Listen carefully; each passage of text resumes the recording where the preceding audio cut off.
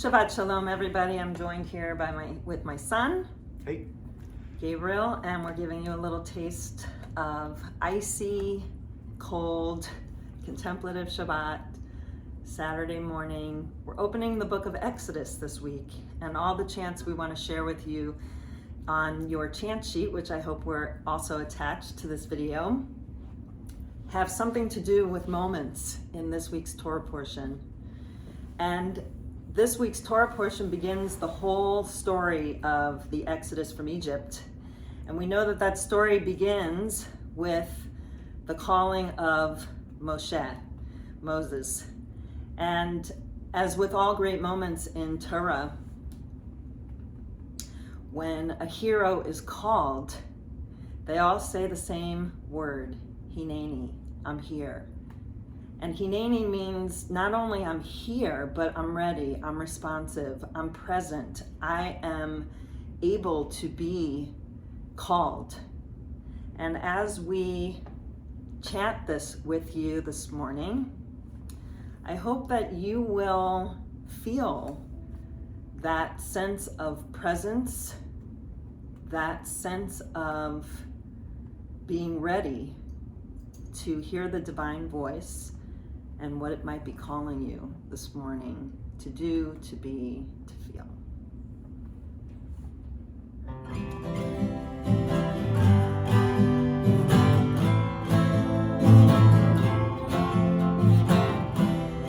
Coming early to my gates, each day waiting outside my door. Coming early to my gates, each day waiting outside my door. Hine ani, hine ani, hine ani. Here I am.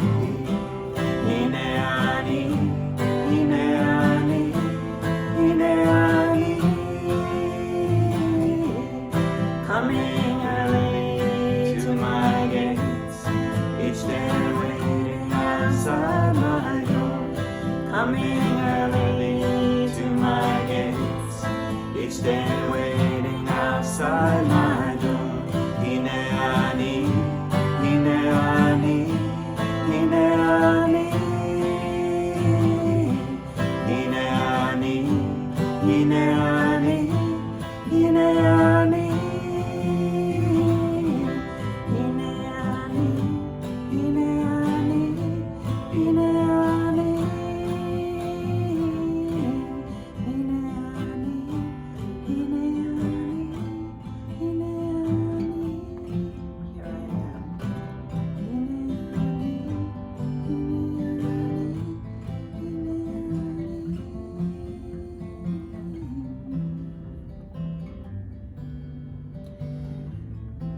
So one of the things that we know of that Moses did and how we know he was present was because he came upon a bush that was burning. And he stood there long enough to realize that it wasn't being consumed. You can't be rushing, you can't be thinking about 5 other things and notice that something's burning but not burning up. You really have to be present. And in that bush that was burning,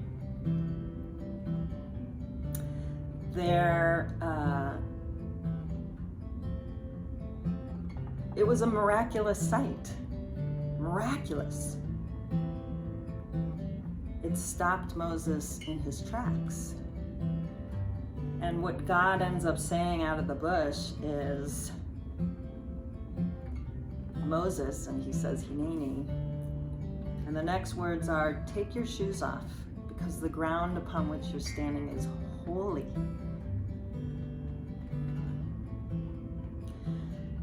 There's another moment where we get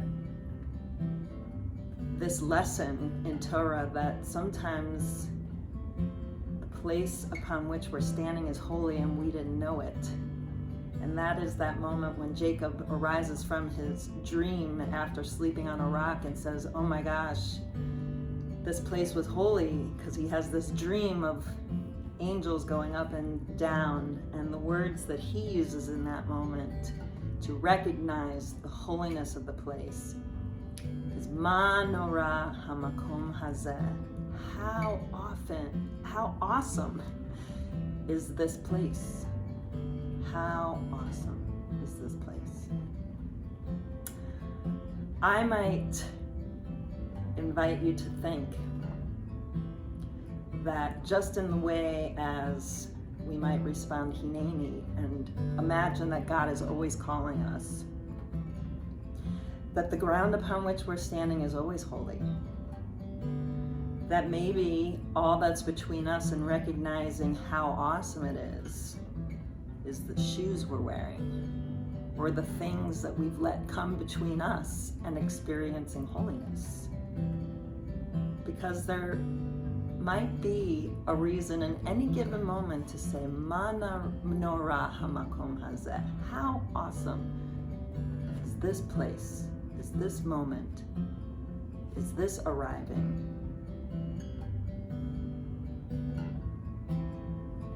Menorah Hamakom Hazeh. This place. Hamakom Hazeh. Hamakom Hazeh, Hamakom Hazeh, Hamakom Hazeh, Hamakom Hazeh, Menorah Hamakom Hazeh, Menorah Hamakom Hazeh. Menorah Hamakom Hazeh, Menorah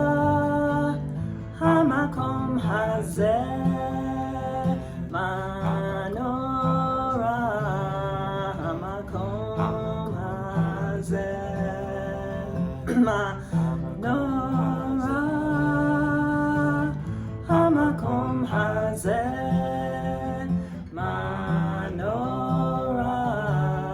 Hamakom Hazeh, Menorah Hamakom Hazeh. Hamakom Hazeh, Hamakom Hazeh, Hamakom Hazeh.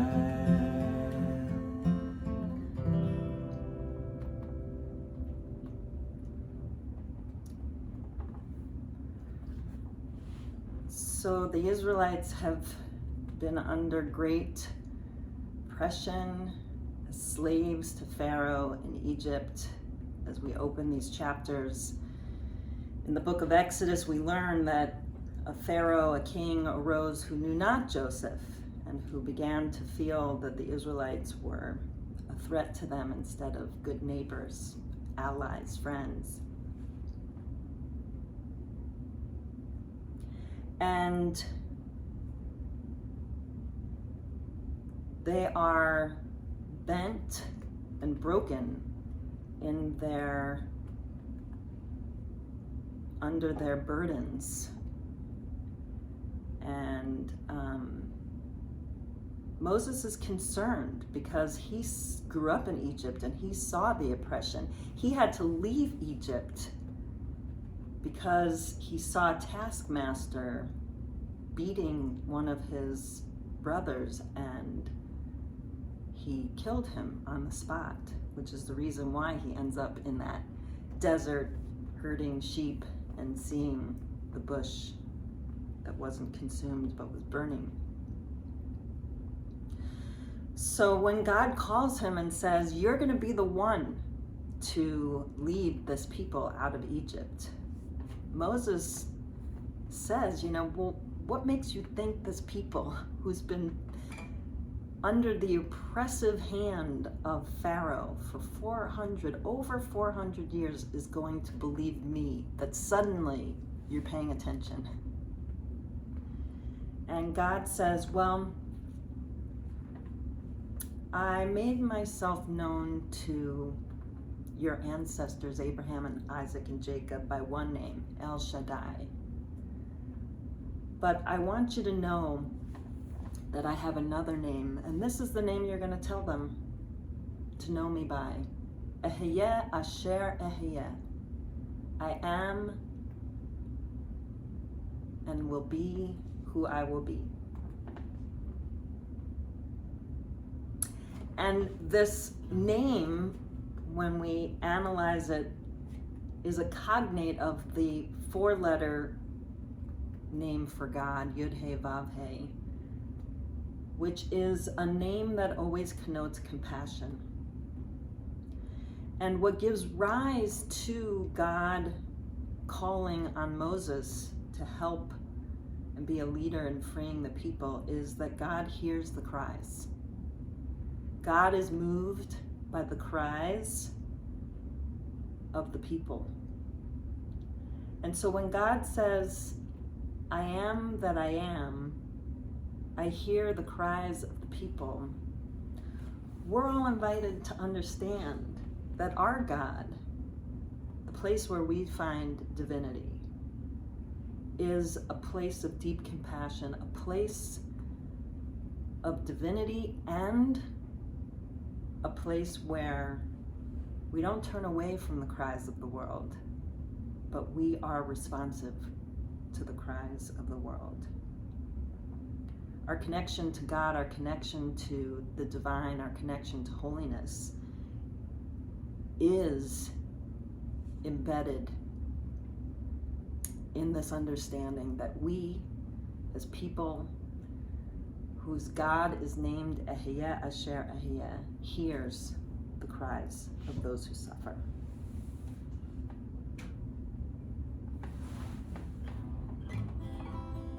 Ehyeh Asher Ehyeh, Shomea Tza'akot. I am that I am, hearing the cries of the world. Ehyeh Asher Ehyeh, Ehyeh Asher Ehyeh, Ehyeh Asher Ehyeh, Asher Shomea Tza'akot. Now in English. I am that I am. I am that I am. I am that I am. Hearing the cries of the world. Ehyeh, Ehyeh, Asher Ehyeh. Ehyeh, Asher Ehyeh. Ehyeh, Asher Ehyeh, Asher Shomea Tza'akot.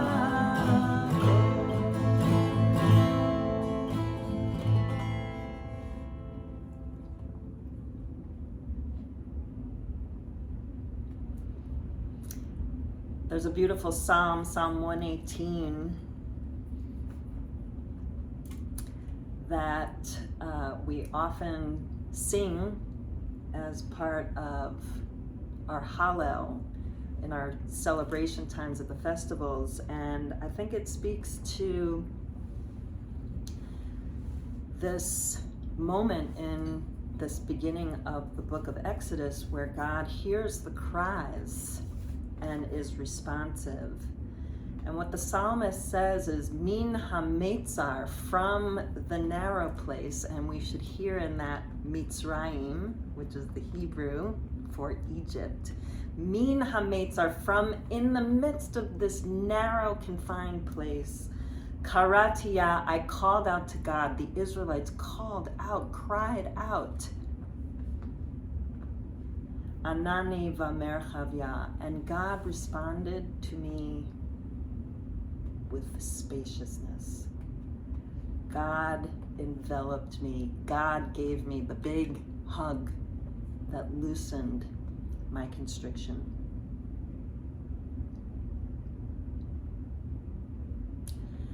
So please join us in this piece of Psalm 118, Min hametzar karatia anani v'merchavya.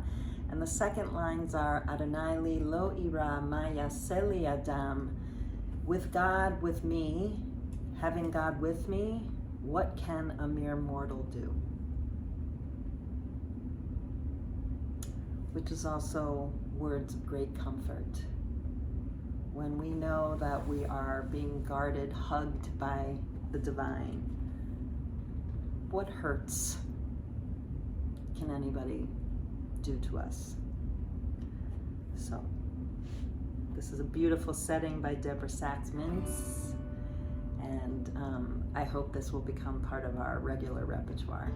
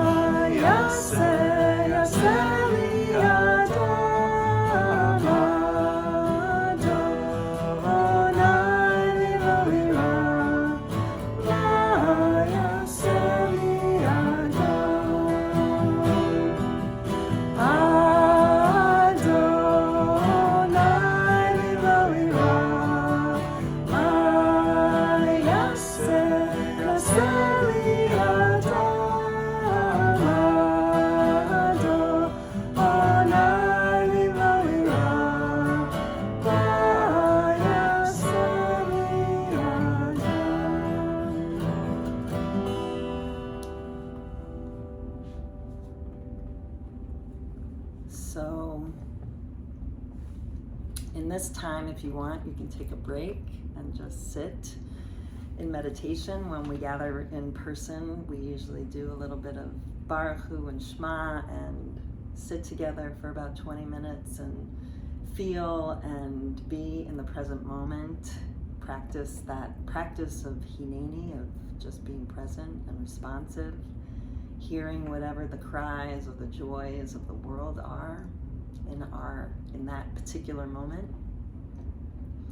But I wanted to end this little taste of Contemplative Shabbat looking forward to what happens after this week's Torah portion, because when we end this week's Torah portion, we're still in slavery. And but we know, as readers of Torah, that redemption is on its way.